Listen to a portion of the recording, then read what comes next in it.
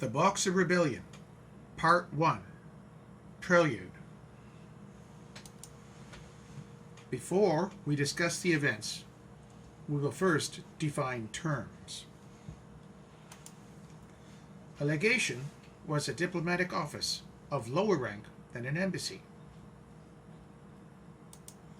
where an embassy was headed by an ambassador. A legation was headed by a minister. Ambassadors outranked ministers and had precedence at official events. The legation quarter in Beijing was 3.2 kilometers long and 1 kilometer wide. It was located in the area of the city designated by the Qing government for foreign legations. In 1900, there were 11 legations, as well as a number of foreign businesses and banks. Ethnic Chinese occupied houses and businesses that were scattered about the quarter. The 12 Christian missionary organizations in Beijing were not located in the legation quarter, but instead were dispersed around the city. There were about 500 citizens of Western countries and Japan living in the city. The northern end of the legation quarter was near the imperial city, where the Empress Dowager Cixi resided. The southern end was bordered by the massive Tartar Wall, which ringed the entire city of Beijing. The eastern and western ends were major streets. The Boxer Rebellion, also known as the Boxer Uprising or the Yichuan movement, was an anti-imperialist, anti-foreign, and anti-Christian uprising in China between 1899 and 1901, toward the end of the Qing dynasty. It was started by a group of people that called themselves the Militia United in Righteousness. They were known in English as the Boxers because many of their members had practiced Chinese martial arts, which were referred to in the Western world at the time as Chinese boxing. Villagers in North China had been building resentment against Christian missionaries who ignored tax obligations and abused their extraterritorial rights to protect their congregants against lawsuits. The immediate background of the uprising included severe drought and disruption by the growth of foreign spheres of influence after the Sino-Japanese War of 1895. After several months of growing violence and murder in Shandong and the North China Plain against foreign and Christian presence, in June 1900, Boxer fighters, convinced that they were invulnerable to foreign weapons, converged on Beijing with the slogan, "Support the Qing government and exterminate the foreigners." Foreigners and Chinese Christians sought refuge in the legation quarter. In response to reports of an invasion by the Eight-Nation Alliance of American, Austro-Hungarian, British, French, German, Italian, Japanese, and Russian troops to lift the siege, the Empress Dowager Cixi, who was hesitant at first, supported the Boxers, and on June 21, 1900, issued an imperial decree declaring war on the foreign powers. Diplomats, foreign civilians, and soldiers, as well as Chinese Christians in the legation quarter, were besieged for 55 days by the Imperial Army of China and the Boxers. Chinese officials were split between those supporting the Boxers and those who wanted conciliation, led by Prince Qing. The supreme commander of the Chinese forces, the Manchu General Ronglu, later claimed that he was acting to protect the foreigners. officials in the Mutual Protection of Southeast Asia of China ignored the imperial order to fight against foreigners.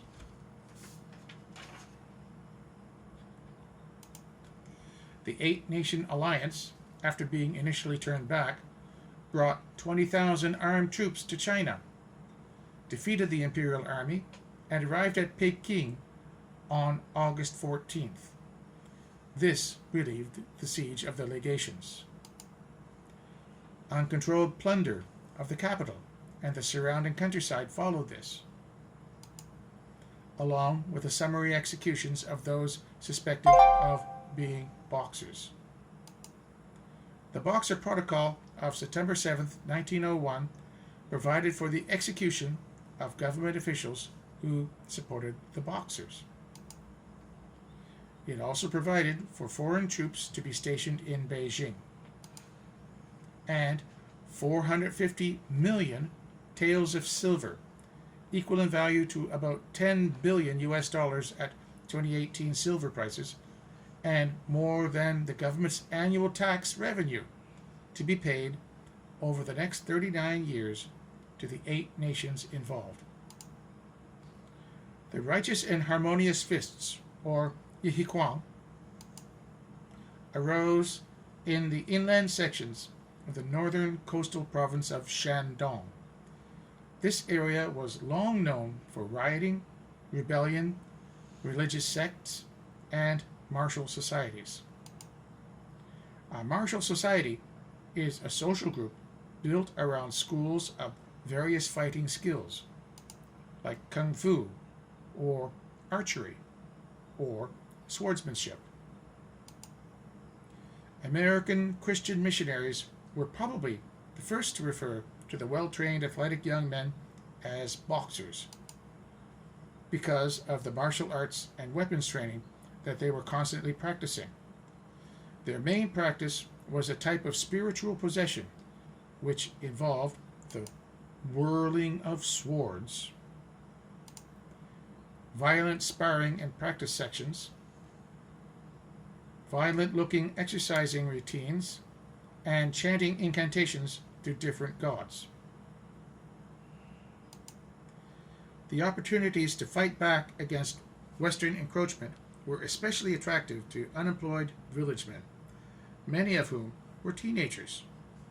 The tradition of possession and invulnerability went back several hundred years. But this bizarre belief was taken up with much more enthusiasm against the powerful new weapons of the West. The Boxers, armed with rifles and swords, claimed supernatural invulnerability against cannons, other rifle bullets, and knives. They also believed that millions of soldiers would descend out of heaven to assist them in purifying China of foreign oppression. In 1895, a Manchu, Yuxian, who was the Lord of Kaozu, used the Big Sword Society to fight bandits, even though he didn't really care about what they believed. The Big Swords, who felt more bold with his official support, also attacked their local Catholic village rivals, who turned to the church for protection. The Big Swords responded by attacking Catholic churches and burning them. The line between Christians and bandits became increasingly indistinct, said a recent historian. As a result of diplomatic pressure in the capital, Yuxian executed several Big Sword leaders, but did not punish anyone else. More martial societies began popping up after this. In the early years, things were mainly on the village level and not a national movement. Martial folk religious societies like the Baguado, or 8 trigrams, prepared the way for the Boxers, like the Red Boxing School or the Plum Flower Boxers. The Boxers of Shandong were more concerned with traditional social and moral values. This included loyalty to your family instead of foreign influences. One leader, Zhu Hongdeng, also known as Red Lantern Zhu, started as a wandering healer and specialized in skin ulcers. He got a lot of respect for refusing payment for his services. Zhu claimed that he was a descendant of the Ming Dynasty emperors, since his last name was the same as the Ming imperial family. He was the one who started the slogan of "Revive the Qing and destroy the foreigners." The enemy was foreign influence. They decided that the primary devils were the Christian missionaries, and the secondary devils were the Chinese converts to Christianity. Both had to recant or be driven out or killed. Here is an image from the magazine Punch in 1899 of the major European powers, represented by popular images of different characters that symbolized those countries. They are deciding on how to cut up China for themselves. Austria-Hungary is represented by Franz Joseph I, Italy by Umberto I, Britain by John Bull, Germany by Wilhelm II, the USA by Uncle Sam, Russia by Nicholas II, and France by Émile Loubet. Three things were helping the movement to grow: Western attempts at colonizing China, extreme weather conditions, and growing anti-imperialist sentiment against the Qing dynasty. First, there was a drought, followed by floods in Shandong province in 1897-98 that forced farmers to flee to cities to look for food.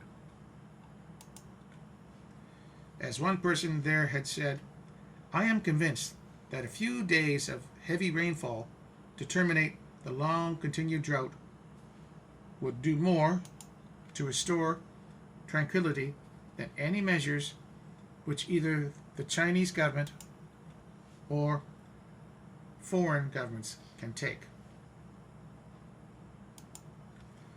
Another major cause of discontentment in North China was missionary activity. The Treaty of Tianjin, also known as Tianjin,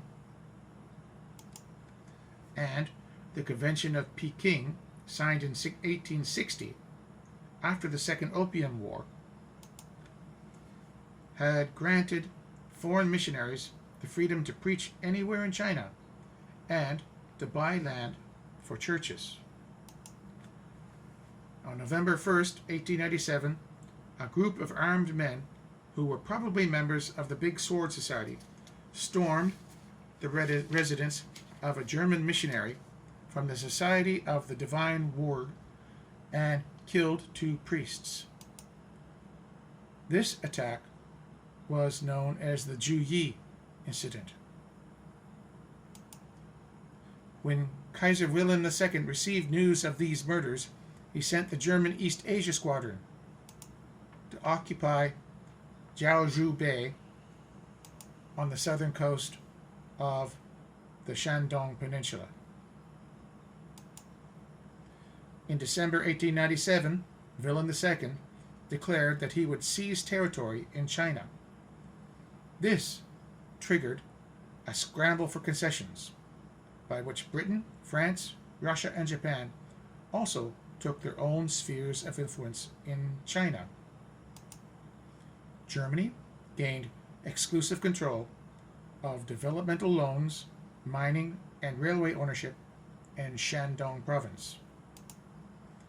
Russia gained influence in all territory north of the Great Wall, plus the previous tax exemption for trade in Mongolia and Xinjiang. They had economic powers similar to Germany's over Fengtian, Jilin, and Heilongjiang provinces. France gained influence in Yunnan and most of Guangxi and Guangdong provinces. Japan got influence over Fujian province. Britain gained influence over the whole Yangtze River Valley. This included all provinces that border the Yangtze River, as well as Henan and Zhejiang provinces, as well as parts of Guangdong, Guangxi provinces, and even part of Tibet.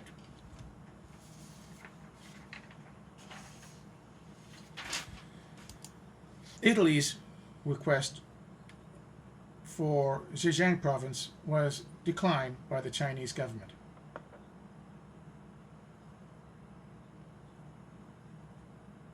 Here are the foreign railway concessions.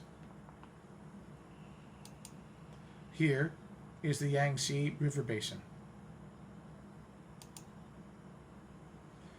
This is the area that Italy wanted, Zhejiang province, but was declined. These influence concessions do not include the leases and concessions of territories where foreign powers had full authority. The Russian government militarily occupied their zone, imposed their law and schools, seized mining and logging privileges, settled Russian citizens, and even established their own municipal administration on several cities. This was done without Chinese government consent. Here is a French political propaganda cartoon depicting China as a pie about to be carved up by Queen Victoria for Britain, Kaiser Wilhelm II for Germany, Tsar Nicholas II for Russia, Marianne for France, and a samurai for Japan, while a Chinese mandarin helplessly looks on. In October 1898, a group of boxers attacked the Christian community of Liantown village, where a temple to the Jade Emperor had been converted into a Catholic church. Disputes had surrounded the church since 1869, when the temple had been granted to the Christian residents of the village. This marked the first time the boxers used the slogan, "Support the Qing, destroy the foreigners," that later characterized them. The boxers called themselves the Militia United in Righteousness for the first time 1 year later at the Battle of Senluo Temple in October 1899. That was a battle between boxers and government troops. By using the word militia rather than boxers, they distanced themselves from forbidden martial arts sects. This was an effort to give their movement legitimacy as a group that had defended orthodoxy. Aggression towards missionaries and Christians angered foreign governments. In 1899, the French minister in Beijing helped the missionaries to get an edict granting official status to every order in the Roman Catholic hierarchy. This enabled local priests to support their people in legal or family disputes and bypass the local officials. After the German government took over Shandong, many Chinese were afraid that foreign missionaries and possibly all Christian activities were imperialist attempts at carving the melon. That meant to colonize China, piece by piece. A Chinese official expressed the animosity towards foreigners succinctly. "Take away your missionaries and your opium, and you will be welcome." The early growth of the Boxer movement was happening at the same time as the 100 Days Reform, which was from June 11th to September 21st, 1898.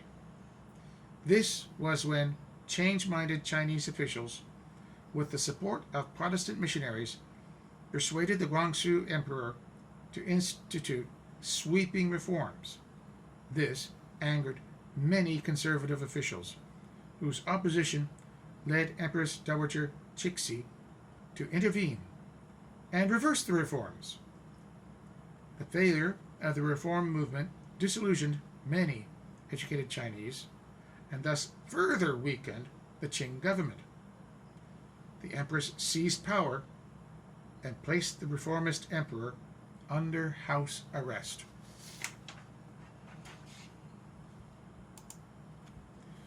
The title Empress Dowager is a rare title given to the mother or widow of an East Asian emperor.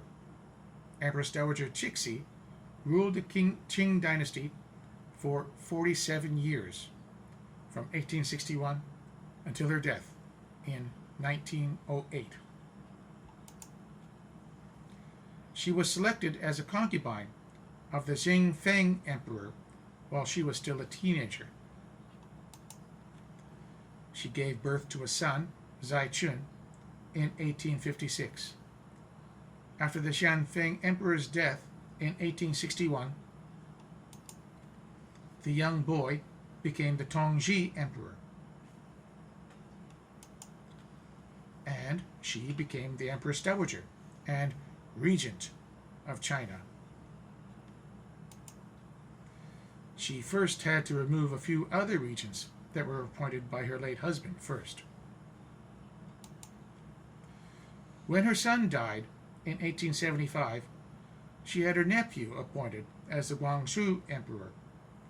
This was against the traditional rules of succession that the Qing dynasty had followed since 1644.